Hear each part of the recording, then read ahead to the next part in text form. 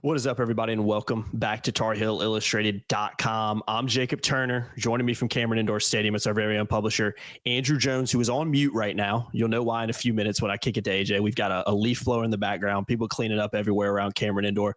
We've dealt with this before many a times during our Three Thing podcast here because there's absolutely nowhere else to do a podcast inside Cameron Indoor than courtside, unfortunately. So we're going to work with it. And AJ, I will unmute you right before I kick it to you. I promise you don't need to worry about that, AJ. But it was a tough night for North Carolina all the way around, which we're going to dive into here in a second. 87-70 loss for the Blue Devils. And AJ, I've got a few notes I want to read off real quickly about the game just to illustrate how poor of a game it was and how bad of a performance it was from the Tar Heels in what is such a historic and awesome rivalry. And it just felt the exact opposite of that tonight from a Carolina perspective, at least. So Duke hit 10 threes in the game.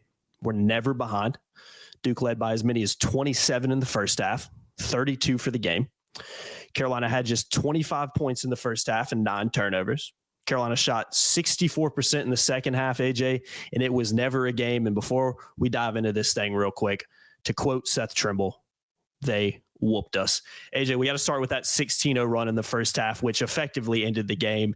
It became a 33-7 run at one point, making it 40-13 Duke in the first half. And you can talk about the first half as much as you want and focus on this or maybe what happened towards the end of the second half, AJ. But that 16-0 run, man, I think in hindsight especially was it because Carolina never recovered from it. And to be honest with you, AJ, it was never a game after the first couple minutes, man. It was a brutal, brutal night for North Carolina. Yeah, he took a break with the blower up there, but just started it when you turned it over to me. Of course he did. I thought about Venmoing him like $20, see if he'll stop for like 15 minutes. He's stopping right now. Yeah, he's going to start back. Oh, he's sitting down taking a break, I think.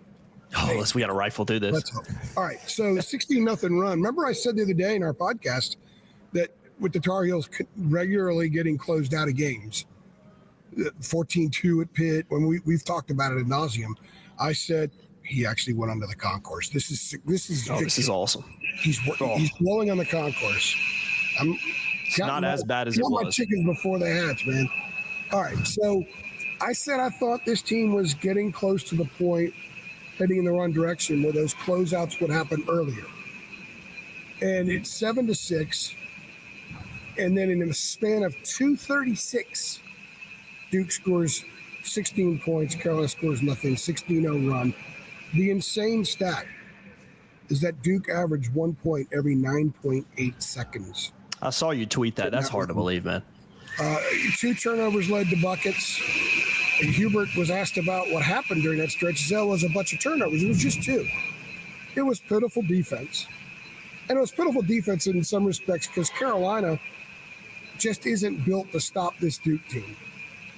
Carolina is built to give Duke some troubles offensively. If the Tar Heels had a better approach, had a scheme that appeared to be more involving of everybody at the same time, instead of the dribble stuff we've been talking about since Elon, and certainly since they were in Maui.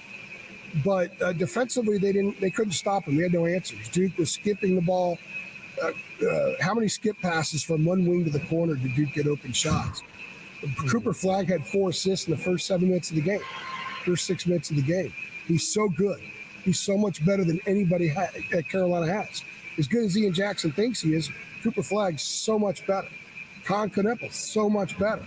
And they play off of each other so well. The fact they've got a dude like Proctor who doesn't have to have big games for them to blow out of North Carolina tells you how good Duke is. But as for North Carolina, it's the things that this team struggles with was fully exposed during that run. And here's the ugly truth, Jacob, is it wasn't just a 16-0 run, and then they played even for a while. The 16-0 run set the tone for the rest of the night because it became a 33-7 run. It was 7-6 Duke, and then it was 40-13 Duke. That's 33-7. And Carolina had 13 points, under 5 minutes left. RJ and Ian hadn't scored yet. RJ and Ian weren't getting looks. Ian didn't score a field goal to the second half. This Carolina team is not going to beat anybody worth a crap if Ian and RJ both do not score and have very productive nights. Ian's gone 4 out of 5 now without scoring in double figures. They've lost all 4. So this team has a lot of flaws, and every single one of those flaws was on display during that 16-0 run and during the 33-7 run. And I honestly thought that there were times when the fight wasn't there, and I guess human nature can explain some of that, because when you're getting throttled in the emphatic way that Duke was throttling them, it's very difficult to keep the mojo going, to try to use the mojo to pierce through that wall. It's very difficult to do that. I thought that the guys played hard. I just don't think they were sharp. I don't think they were connected, because 33-7 is going to send anybody into disarray. And the Tar Heels were in disarray early and stayed there.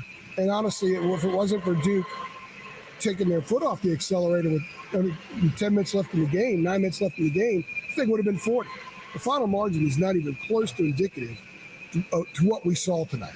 Duke is a significantly better basketball team, and there are a lot of teams in this league that are better than Carolina. And we've seen 23 games in why. And every bit of it, every checked box about what's wrong with the Tar Heels was on a giant Duke blue platter for the world to see during that stretch. That's why they're 13-10. That's why they're not very good. That's why they're not going to the NCAA tournament. Yeah, no, I think it's a team that is 100% trending very, very, very heavily in that direction. I don't necessarily agree with the trending part, but I know a lot of people do. I said after the Stanford game, I thought Carolina's NCAA tournament hopes were off. I stick by that. Yeah. They didn't have the wherewithal. When they dug down, there was nothing to grab. And we've seen that repeated over and over. And tonight, in this place, you have to grab stuff. You have to dig down a lot. We've seen much better Carolina teams have to dig down. And when they do, they always find stuff. They come up with a fistful of stuff in both fists. When this team digs down, they come up and there's nothing there, man. Nothing. And that's why it's 16-0, and 16-0 turns into 33-7. Game, set, match.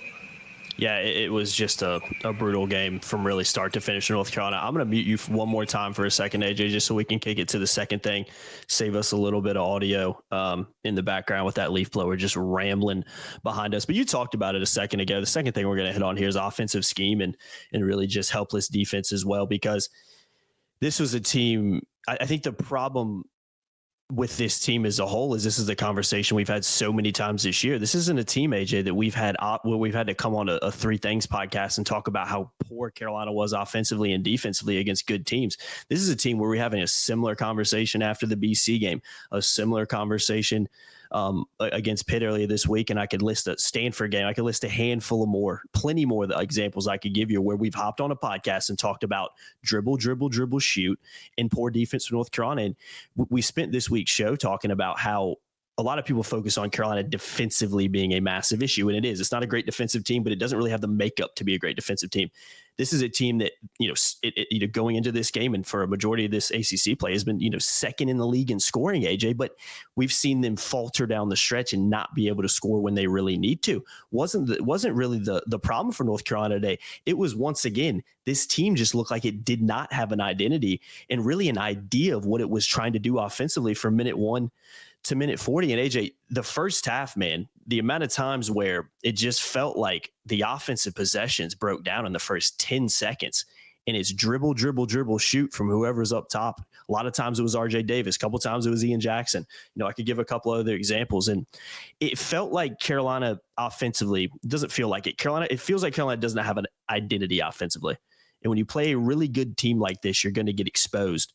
And that's why Duke was able to just blow this thing wide open in the opening few minutes and never look back. So I think the main gist of this is we're having this same conversation against Duke, number 2 Duke and Cameron, where you can have a poor offensive night and not play well defensively and lose. The issue with this team is we've had this conversation so many times this year, and it's who they are at this point. So did it look as bad in person as it looks on TV? I'm in Virginia visiting some family. That's where the backdrop is right now. It looked pretty bad on TV, AJ. Did it look as bad in person as it did on the television? Worse because I could choose who I looked at. I could choose what body language I was looking for. I could see communication at times or lack of. I could see what a guy looks like after he turns the ball over and he's got to run up court. I could see all those things. I'm going to disagree with you a little bit on one thing about the identity. I do think we know the identity. 23 games in, it's not like Hubert's building them, easing them into some broad offensive scheme in which there's guys running baseline and there's 3 and 4 guys moving at a time. They're not going to run the curl. They're not going to run the weave. They do a lot of DHOs where it looks like they're about to run some kind of weave. But when you have the Mighty Mites like they have, and they would be, you remember in the movie Hoosiers, they got a bunch of mites, they're checking it from the rafters. If you're going to have an advantage in quickness and try to beat bigger guys that way, you have to move. Quickness does you no good if it's not moving. Having ball handlers out there and drivers do you no good if people aren't moving to open up lanes. So I think the identity is this team has a poorly constructed offense that doesn't match the personnel. I'm not making a referendum on things that people want us to make a referendum on because I don't think that's fair right now. But they don't look like a well-coached team at all on offense. They look like they have almost no plan. And whatever that's why I'm saying I think the identity is an offense that I told everybody back in November in Maui, dribble, drive was not sustainable. Outside the BC game, they're averaging 70 points a game in 10 ACC games. Mm-hmm. With this talent, with these guards, that's just not doable, especially when you stink on defense, especially when you don't dominate on the boards. You don't win rebounding battles very often. They have to win on offense. And it is alarming how bad they look on offense. Driving in the trees, losing the ball at the free throw. Their turnovers aren't bad passes out of bounds. Their turnovers are live turnovers that become points. Duke had 19 points off turnovers tonight. That was at the 10-minute mark. They were well on their way to surpass what Pitt had. Pitt had 22 the other night. If you're not very good defensively and you don't dominate on the boards, although they were plus 10 on the boards at Pitt, but if you're not consistently at team and you're allowing 19 and 22 points off turnovers, you're playing with one arm behind your back. Mm-hmm. And you're playing with one ankle weights on. Their approach just doesn't make sense. Okay? That's criticism of Hubert, and it's justified criticism. It's like a team that doesn't throw, and they try to run between the tackles into a wall constantly, 3 and out, 3 and out, 3 and out. They're like a 3 and out basketball offense a lot of the time. This club should be so much more potent than they are, and they're not, and they're getting worse. Mm-hmm. Mm-hmm. So, and then on the other end of the court, defensively, they were just overwhelmed. 5-6 minutes into the game, I turned to Bryant Balcom sitting next to me. I said, they're just completely overwhelmed. They are helpless. They are at the mercy of whatever Duke wants to do. And to Hubert's credit, he did go zone, but you go zone with a bunch of guys that are 6'3" and 6'2" and 6'1", and you're going zone when you're already not a good rebounding team, so you become a worse rebounding team. I know he used the zone late, and Carolina had that 18-2 run, but that was just, they had to finish the clock. None of that mattered. He was all proud of the effort, and you got to at least give him that's key. He didn't lose the kids in the game, and they did make that run. They were playing with some effort. But Duke took the foot off the pedal. Oh, absolutely. This thing could have been 40. Duke could name the score. And it's not just because Duke is so good offensively, because they're not the most efficient offensive team. They're outstanding. They're better defensively than they are offensively, and Carolina did nothing to find weak spots or to attack, try to get Cooper Flagg in foul trouble. We saw nothing like that. It was really, really bad offense. It's really bad offense we've seen time and time and time again. And always when opponents are going on runs, the defense is bad, but the offense is terrible too during those stretches. I've articulated it statistically multiple times on our site. Mm-hmm. Now, it just happened early, and it happened for a long time, and the rebounding didn't even matter during that stretch because Duke was shooting 60%. Carolina was barely scoring. Mm-hmm. RJ wasn't getting looks. Ian wasn't getting any looks. If they're going to close this season and give it value, give it meaning the rest of the way, They have to find a way to be better offensively. They got some early buckets by the bigs and then stopped. Not that the bigs are going to score them a lot, but you've got to have something to not be so easy to defend. I will maintain, I have for a while, and you know this, and we did this on a pod this past week or the week before. I think they have a bigger problem offensively than they do defensively. Because their offense allows so many points. Their offense skews the weight of the game way too much. They have pretty players who can do pretty things, but the aggregate of the whole is not conducive to being a team that's even going to be discussed selection weekend. They're not heading that direction at all. No. And the only way they win moving forward is to be better offensively, because they are who they are on the boards, which is actually a little bit better than some people think, and they are who they are defensively, which Hubert loves to point to the numbers that their teams are shooting this against them and that, but I see with my own eyes, they're not very good defensively. They cannot get crunch time stops when they have to, except UCLA and NC State.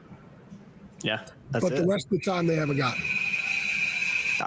I want to explore this. Let me throw BC in there. I got to throw BC in there too. Yeah, I mean, you can throw them in there. Yeah, I mean, you can throw them in there, I guess. We'll explore this more in the podcast we do midweek, basketball show we do midweek. But just to stay on that for a second,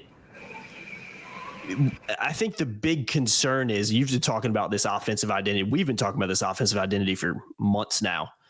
And it's not just us that's seeing it. You don't have to be a basketball expert or rocket science to see that the scheme and what they're being asked to do, it doesn't really make sense based on what they have being a stagnant offense with the small guards, with not really having a dominant big. You talked about their identity not being a very good offense, and unfortunately their identity being one that doesn't make sense. I think the bigger concern there is, why are we talking about it for months and why are fans seeing it, but it continues to happen week in, week out? I know, again, I want to explore this more in the show this week, but I think it is, something to talk about for a second, because if we can identify it, why is nobody else identifying it? That to me is a massive, massive issue for a guy who's, in his 4 seasons at the helm. I don't get that, man. I really don't. Well, I can't imagine what we see offensively is what they do in dummy offense. I would hope not. Yeah, I've watched them practice. I don't see them standing around, dribble, shoot, fall down against nobody. Seriously. Yeah. Not to try to be cute or anything like that. I don't see that when I've seen. We haven't watched a lot of practices, but I've seen Hubert's offense in practice, and that's not what they do. One of the problems, and this is something that we talked about the other day, is that when a set or action breaks down, they don't know what to do. Yeah. RJ and Leakey told me 2 years ago in this building. It was like the third time Leakey had told it to me, that we don't know what to do when the sets break down because we don't really work on freelance. It doesn't look like they do now. I'm not saying they don't work on freelance. I'm not going to say something I don't know because I'm not at practice. Yeah. But it sure looks like they don't. And what's interesting is, Roy's teams ran freelance all the time. They ran freelance with motion principles. That teaches you how to play off one another. That teaches you how to read, react, and feel your teammates. These guys don't look like they feel anything on offense. There's no poetry in motion with what they do. Every once in a while, Elliott will make a great pass. He had one to Lubin cutting, and Lubin scored the first basket of the game. They have those moments because Elliott's an amazing passer when he's not turning the ball over. And he had a bad turnover streak there in the first half. But there's nothing they do that when you watch it, you say, now that's damn good basketball. That's a club that's fully connected. It doesn't look like that on offense. It hasn't looked like that. Sometimes they've played really well and they've had a lot of assists.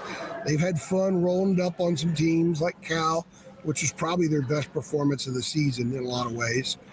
But that's only happened a couple of times where they've looked like that. So you know that they can, but they're not. I don't know. I just think that it's puzzling to me, and I'm not alone. We talk about it on Press Row. It's puzzling to me to watch possession after possession. And some of us who've been around quite a while know a little bit about the game.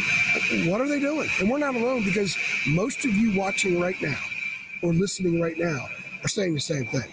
you don't have to be a rocket scientist in basketball to understand what are they doing. You really don't, seriously, man. I don't know what they're doing. And I'm not trying to be overly critical or rude here, but there are a lot of qualities to Hubert Davis. But right now, his team does not look well coached on the offensive side of the ball, and that is up to him to change. Yeah. Because they tell us what we're doing, all we do what coach says. I think they're doing what coach says. It just doesn't work. And if they're not, then why aren't other guys playing that might do what coach says? That's a good point. It really is. It's a puzzling one, AJ. I'm about as puzzled as you are, and I think about as puzzled as every Carolina fan out here watching it. Real quickly, before we go out, let's talk about what this means for a second. You mentioned earlier, a week off before Pitt comes to town. 50-50 game, I think, at best, the way this Carolina team is trending right now. I said it after the Stanford game. I'll say it again. This is not an NCAA tournament team. You just said it a few minutes ago. This is not a team that's going to make the NCAA tournament.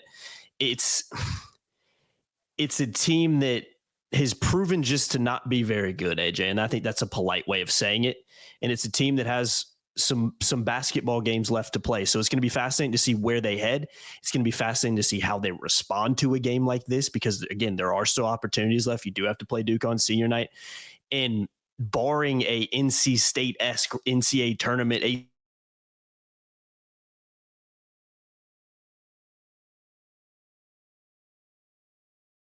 to a crashing halt here in about a month. So, man, I said it after the game. It's a new low in the Hubert Davis era.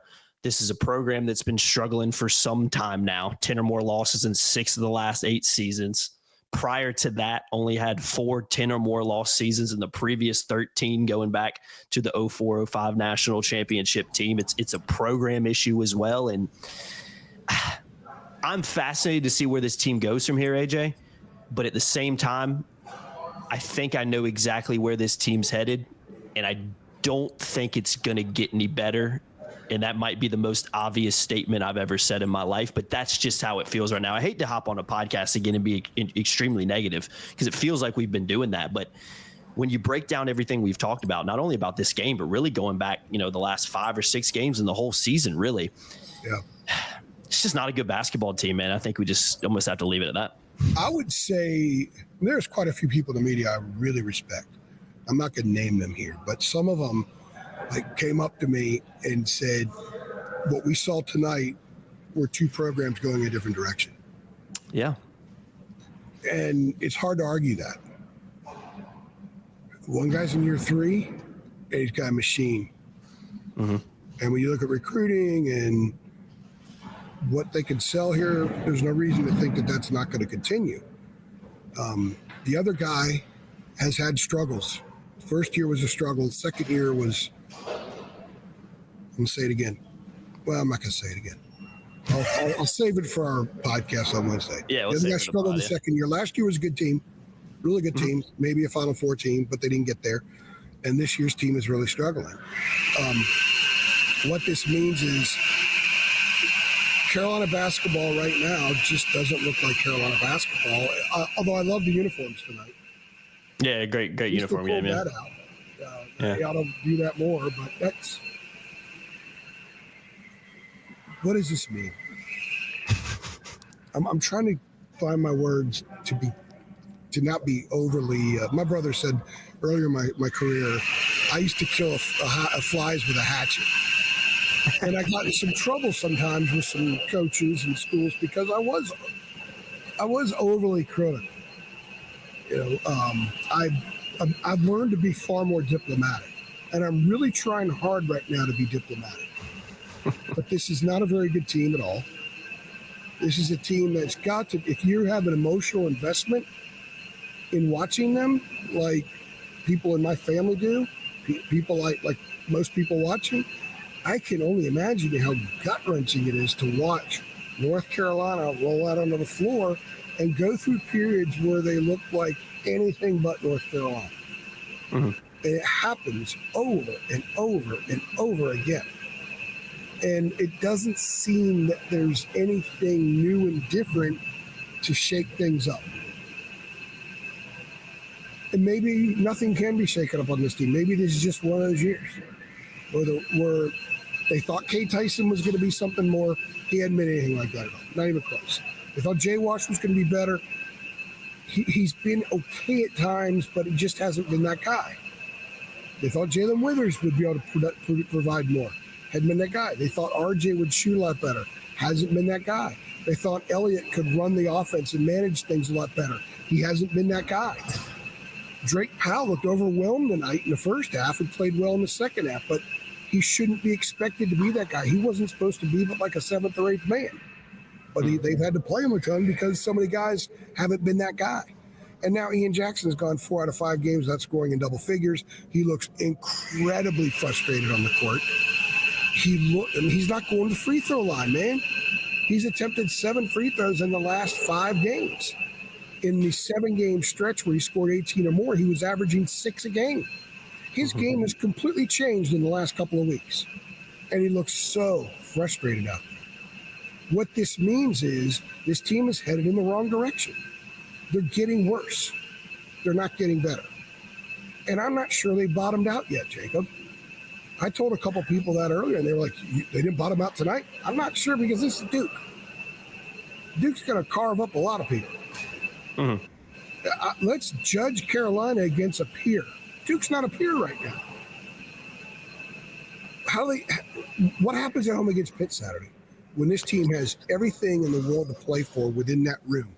Forget net, forget ACC record, forget fans, forget media. In that room, let's show one another what we have for each other. We'll see. That has to be the message. That has to be the dig down. When you dig down, what are you going to come up with? They got to come up with something before Saturday. And they have to take it out on the court Saturday for 40 minutes in order to beat Pitt. Because Pitt's a better team. But they're not that much better. And then they go to Clemson. No chance of going down there. None. Then they go to Syracuse. That might be the bottoming out. Right now, I can't pick this team to beat Pitt at home. Won't pick them to beat Clemson on the road. 13-12 going up to Syracuse. It stinks. But they got a couple of guys Carolina's going to struggle to guard. It's the Carrier Dome. They can play crazy tricks on people. And who knows where their psyche will be. That could be the bottom. They're 13-13, which would not shock me. Maybe that's the bottoming out. I don't know. Yeah. That's what this means.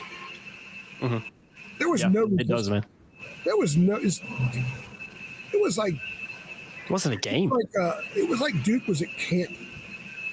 It was men amongst boys. It really felt like that. I mean, it just did. From the jump. It was men amongst boys versus boys from the jump, in my opinion. They're 2 completely different teams. And I think it's fair to say the program's going the other different directions. But a year ago, people were saying when Carolina swept them, Carolina's program's ahead of Duke's program. So things are cyclical. They change year after year. Yeah. But how Carolina is struggling, to me, is the biggest concern. It's not that they're struggling. It's how they're struggling. I don't know what else I can say without being diplomatic. I think that's a good place to wrap it up. I think what you just said there about it's not the fact that they're struggling, it's how they're struggling is a perfect little bow to put on this. And I do agree, AJ. I don't think this team's bottomed out yet. And again, I keep saying the word fascinating, and it's not going to be fascinating from Carolina fans, but from a journalistic perspective, just to see what happens over these next few games after a performance like this, either galvanizes you or as it kills the season. That's how I look at it. It makes maybe this team show some fight and maybe, show a little bit of life or things are really over. So we'll see, man. Got a week off to get right ahead of Pitt. And again, I think that's a 50-50 best game at best at this point. So I've been Jacob Turner. He's been Andrew Jones. Appreciate you guys sticking with us if you made it this long. Apologize for the audio. Again, it feels like every time we do one from Cameron, it is impossible because there's absolutely nowhere else to go besides go stand outside in the dark. So made this one work as best we could. And again, we appreciate everybody who watch this one. Go ahead and like the video below. There's not much to like about that game, but go ahead and like the video below. It helps us out. It helps us get seen and helps us, reach more audience. So that's what we're trying to do here at TarHeelIllustrated.com. Make sure you subscribe, hit that notification bell too. We'll see y'all next time. Thanks.